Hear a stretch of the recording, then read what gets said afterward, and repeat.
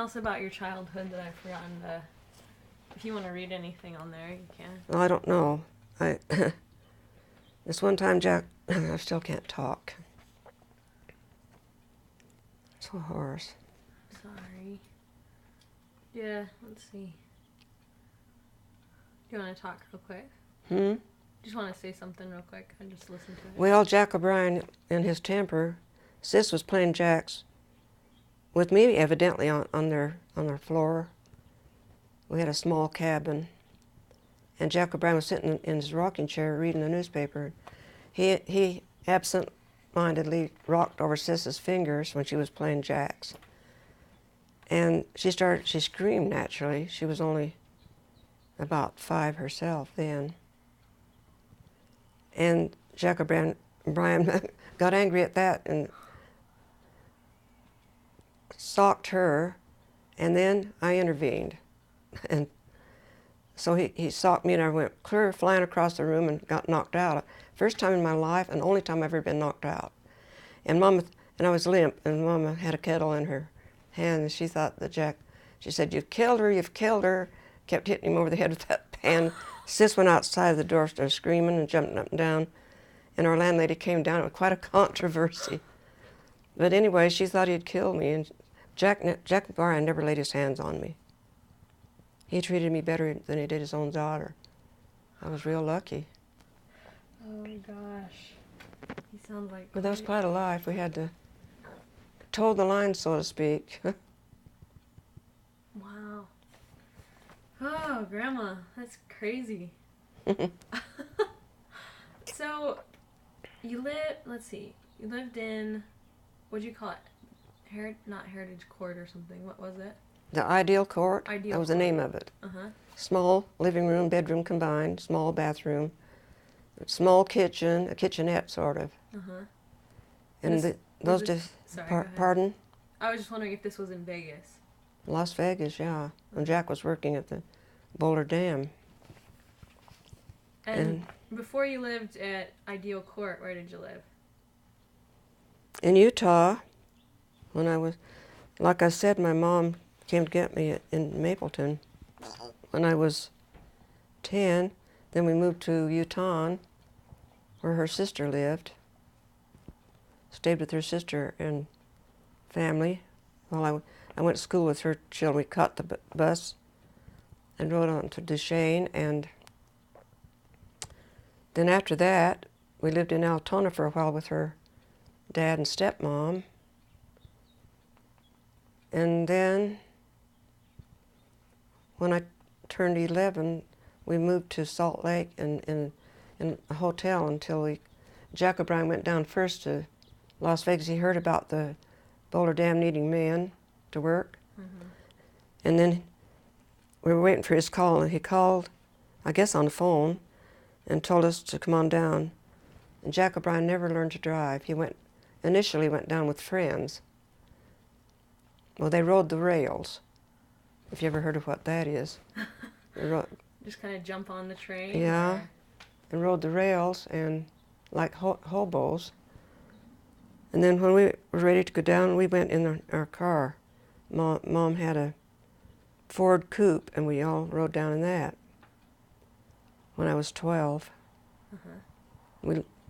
We lived on the desert floor. We went down in June and lived right on the floor. We didn't have any means of support or anything and so we stayed on the floor there, desert. Mama put a blanket over the sagebrush and the mesquite trees to shield us from the sun. And Jack O'Brien went to look for work every day. Oh, boy. Didn't have any luck, so we lived on that desert floor for 3 months, summer months. And it was pretty hard. We got help from the Salvation Army. The Red Cross wouldn't help us. And Jack O'Brien went to the Salvation Army, and they helped us with food and stuff so we wouldn't starve to death. And then finally, when Jack O'Brien got work, the last of August, 1933, he got work at Boulder Dam, and we were able to move into the Ideal Court. Mm-hmm. So that was right during the Depression then, right? Oh, Yeah, the Depression. My sister was born in the year of the Depression, 1929. Mm-hmm. And the Depression went on for about 10 years. Wow. Pretty hard times. Oh, boy. Boy, oh, boy. Let's see.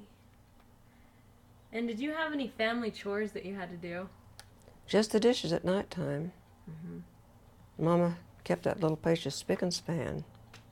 She had a scrub on the board and washboard. The washboard, is that the clothes or is that? The washboard is what you scrub with. It's corrugated. Uh-huh. A corrugated board, and to help get the clothes clean. Right. Okay. And so she had quite a hard life. Yeah, it sounds like it. But that's about the only thing I had to do, and the dishes. I really had a fortunate childhood, living with Mom. Except we had to do without quite a bit. Didn't have hardly any money, Mm-hmm. and Mama had to skimp to save, you know. Mm-hmm. But she was used to that. Had she had a hard life before that? Before she got married and stuff? Did she have a hard Oh childhood as yeah, well? she really did. I read part of it. Yeah, go ahead. Well, I mean, it'd be a repetition of what I've already said. When we were in Park City, I said here, I remember how I would be walking home from school in the wintertime when I was 7, because this was just about 9 months old. I got to live with them for a while. Mm-hmm. And I would be walking home in the dark, because by the time I got to where we lived, it was on the outskirts of Mapleton, and I'd have to climb the steps. They still have those steps preserved. My granddaughter and her husband took me to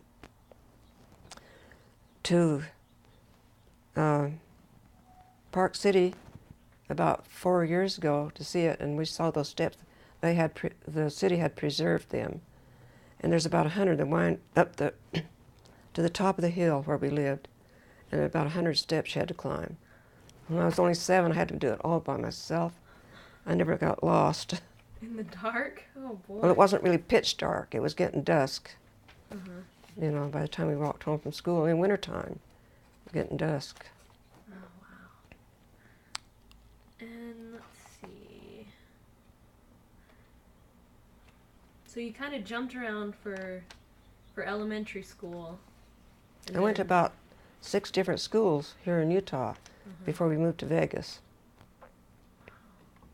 And then for high school, was that when you were living in Las Vegas. Las Vegas?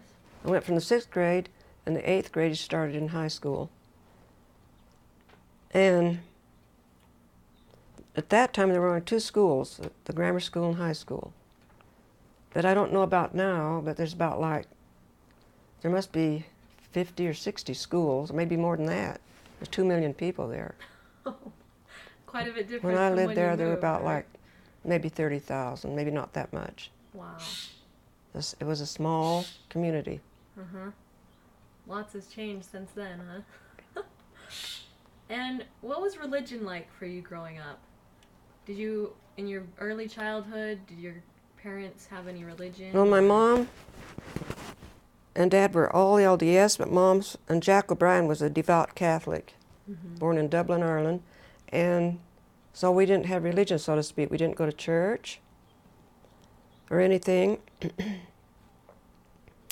But when I was married, and when Sis was about 8 or 9 years old, she used to walk to the LDS church, and Jack OBrien never protested. She became baptized and everything, and in fact, she's the one that found our home, where we lived at 515 Carson, because she saw a for rent sign in the window when she was going to church one day, and she told us about it, and so we rented that place, and that's where we were when all the children were born. Of course, they were born in a hospital, not like us. In my day, they were born at home. Mm-hmm. So talk about how you met Grandpa. All right, that's quite involved too. in the ideal core there were about 14 cabins in a semicircle. Mm-hmm. And we lived at one of the smaller cabins that had no bedroom.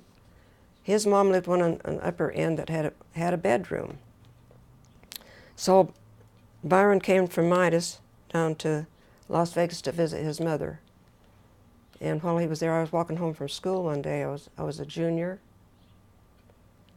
No, I must have been a sophomore, because we married when I was a junior. Mm-hmm. And so I was introduced, and I immediately walked in the house, in our house. So that's how I met him. Mm-hmm. And you told me this last time that we were here, but what was your first date that you guys went on? We went to the movies. My grandpa he said, "Do you want to go to the show tonight?" We call them shows. Mm-hmm. And I said, "Yeah, that'd be good." He said, "Well, get your duds on." And we got ready, and his boyfriend, Bob Pilot, the older one, always went everywhere with Grandpa. So he went to the show with us. And I'll never forget that. Oh, So we didn't have a lone date for a long time. mm-hmm. Probably went to the movies. But Well, that was the fun thing to do, right? and Go to then the movies? he used to drop me off at school, pick me up for lunch, and then when I was a junior, I was 17, and he said, I think I'm going to join the Merchant Marines. He said, but I'd really like us to get married. He said, if we don't get married, I'm going to go join the Merchant Marines. That was right before the war. And so we got married on his 26th birthday. April 20th, right? April 20th, 1939. And Linda was born still in 1939 in December 6th. And then Shanna was born December 3rd in 1940. Bill was born December 23rd, 1941. And the triplets were born September 14th, 1942. Oh, wow. By the time I was 20, I had 6 children. That's kind of unheard of, but... And the little Las Vegas didn't have an incubator for the triplets, but they lived an hour. The nurse had just laid them down. No clothes or anything, just laid them on the counter, and they lived for an hour. But they might have lived, maybe not. They were only 2 pounds apiece. They might not have lived anyway. There might have been a mishap in their lungs or something. Because they were born premature, right? Oh, yeah, because they were due in the last of November. No, about November 15th. They were born in September. I guess they might have been due on the 1st of December to keep up the tradition of having all kids in December. Why? Oh, wow. And I named the boy, there were 2 girls and a boy. I named the boy, well, that's the first part of the story. Byron's brother, Leonard, and Bob Pilot were stationed in Guadalcanal during the war, and so the Japanese killed